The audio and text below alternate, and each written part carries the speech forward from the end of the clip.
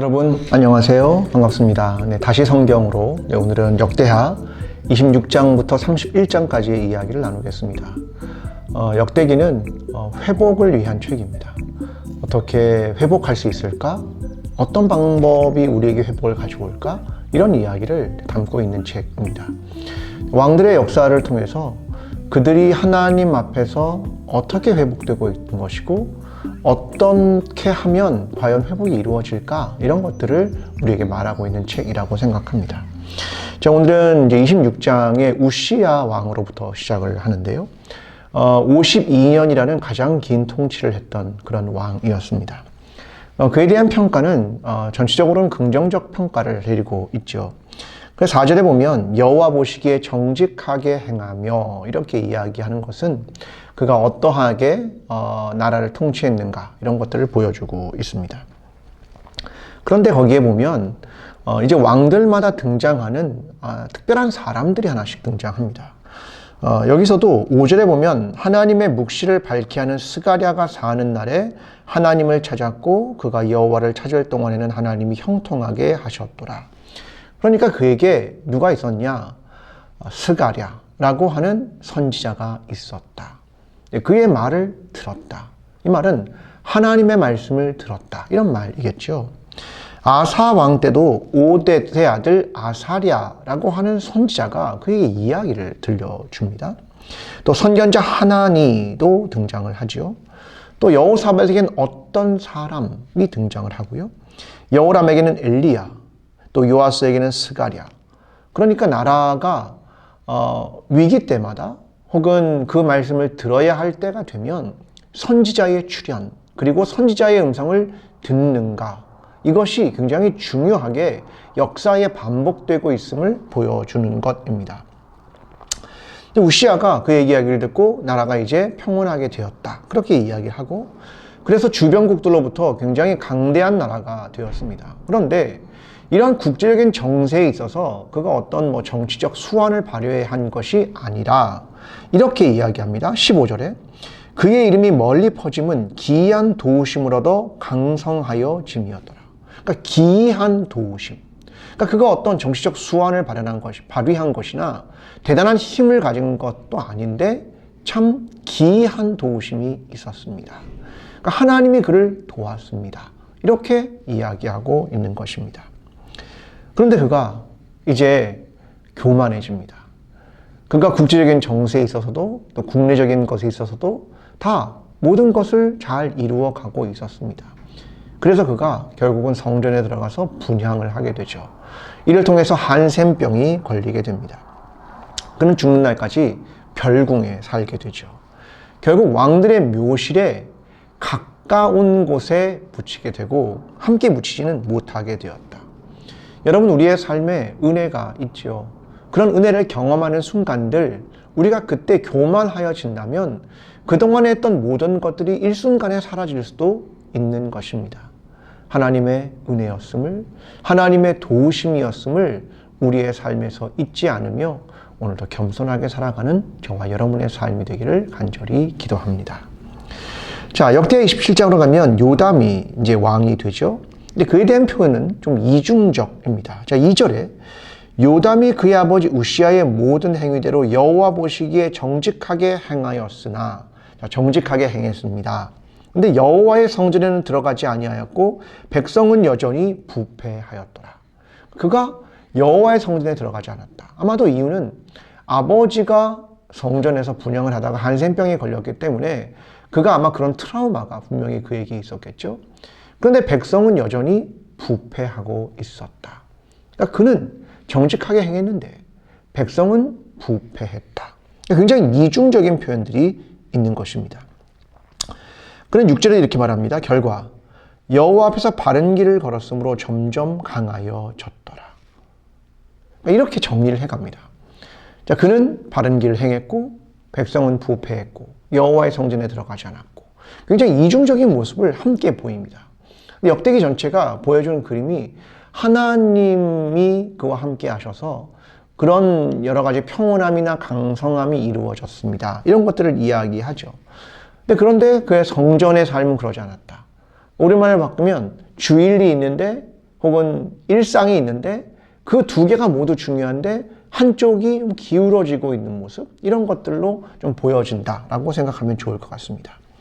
여러분, 둘 다 중요하죠.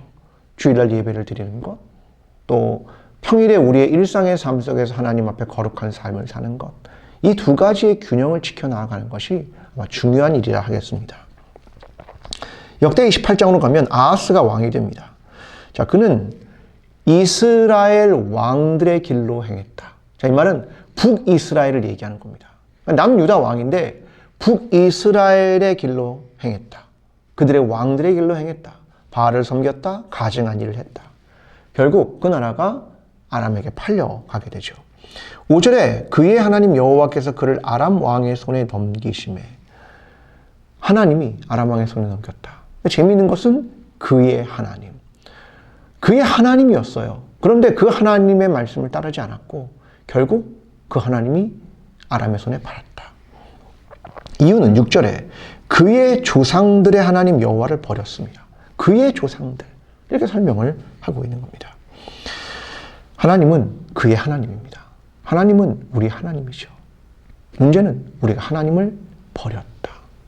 그래서 하나님이 우리를 버리신다. 이게 아사왕 때 선지자가 이야기했던 겁니다. 너희가 하나님을 버리면 하나님 너희를 버리실 것이다. 이런 이야기를 하고 있는 대주제가 사실 보여지고 있는 거죠. 자, 이후에 북이스라엘과의 전쟁에서 북이스라엘이 승리합니다. 남유다가 지고 북이스라엘이 승리를 하게 되고 24만 명 정도를 북이스라엘이 노예로 끌고 옵니다. 노예가 누굽니까? 남유다 사람들이죠. 그런데 북이스라엘로 돌아갈 때 오뎃이라고 하는 예언자, 그리고 에브라임에 있는 우두머리들이 길을 막아섭니다. 아니, 이게 무슨 일입니까? 아니, 우리 형제들 아닙니까? 남유다 사람들 아닙니까? 그런데 어떻게 그들을 노예로 24만 명을 데리고 올 수 있는 겁니까? 라며 길을 막아섭니다. 하나님의 백성을 노예로 삼을 수 없습니다. 이것을 의미하는 말이죠. 압제해서는 안 됩니다. 그런 말입니다. 이 말을 듣습니다. 결국 옷을 다시 입히고 먹이고 마시고 기름을 바르고 나귀에 태워서 돌려보냅니다. 멋진 회복의 모습을 보여줍니다. 이게 북이스라엘이 행했던 정말로 멋진 기록이 여기에 등장합니다. 그런데 남유다의 아하스는 이걸 보고도 하나님께 돌아오지 않았습니다. 22절, 이 아하스 왕이 곤고할 때에 더욱 여호와께 범죄하여, 그의 마음이 곤고했다. 그런데 하나님께 돌아오다. 이렇게 하지 않고 마음이 곤고했는데 여호와께 더욱 범죄했다. 여러분, 사람의 마음이 곤고하다고 해서 다 하나님께 돌아오는 게 아닙니다. 정말로 하나님께 돌아올 마음이 있느냐, 아니면 더욱 하나님을 떠날 것이냐, 그게 마음이 곤고할 때에 갖는 두 가지 길인 것 같습니다. 아하스는 다메섹 신을 섬기게 되고 심지어는 여호와의 성전의 기구들을 부수고 문을 닫아버립니다. 이 엄청난 일들이 이루어졌다라고 하는 것입니다. 역대 29장에 가면 이 히스기야가 왕이 됩니다. 그가 한 첫 번째 일, 아버지 아하스가 닫았던 성전의 문을 엽니다. 그 해의 첫째 달, 첫째 날에 이 성전의 문을 엽니다. 그리고 수리하고 다시 신앙을 회복한다. 이게 히스기야입니다. 그리고 제사장들과 레위인들을 부르면서 11절에 이렇게 말합니다. 내 아들들아, 이제는 게으르지 말라. 여호와께서 이미 너희를 택하사 그 앞에 서서 수종들어 그를 섬기며 분향하게 하셨느니라. 다시 소명을 일깨우고 다시 성전에서 사역을 감당하게 하는 것, 이것을 히스기야가 시작한 것입니다. 자, 그리고 이 모든 일을 다 정리한 다음에 이렇게 설명하자. 36절에 이 일이 갑자기 되었으나 여호와께서 백성을 위하여 예비하셨으므로 히스기야가 백성과 더불어 기뻐하였더라. 그러니까 이 일이 갑자기 이루어진 일이다. 하지만 여호와께서 이미 백성을 위해 준비해 놓으신 것이다. 여호와 이레의 하나님이 그들의 신앙의 회복을 준비하고 계셨다. 이렇게 기록하고 있는 것입니다. 이렇게 히스기야의 개혁이 시작이 된 것입니다. 자, 역대하 30장으로 가면 이 히스기야가 유월절을 지키려고 합니다. 자, 그런데 아까 첫째 달의 첫째 날에 문을 열었죠. 그러니까 유월절은 첫째 달의 14일입니다. 그러니까 이게 시작이 돼야 되는데 너무 급한 거죠. 결국은 둘째 달로 밀립니다. 이게 가능한 것은 본래 6월절이 1월 달에 이루어져야 하지만 그때 못 지키는 사람은 2월 달에 할 수도 있는 여지가 율법에 있었습니다. 그래서 둘째 달에 이것을 행하게 되죠. 근데 재미있는 것은 히스기야가 남유다 사람에게만 6월절을 지키자 이렇게 얘기하지 않습니다. 북이스라엘 사람도 다 와라 이렇게 이야기를 하죠. 그는 이렇게 말합니다. 우리는 역사를 알고 있다. 7절에 너희가 똑똑히 보는 바니라.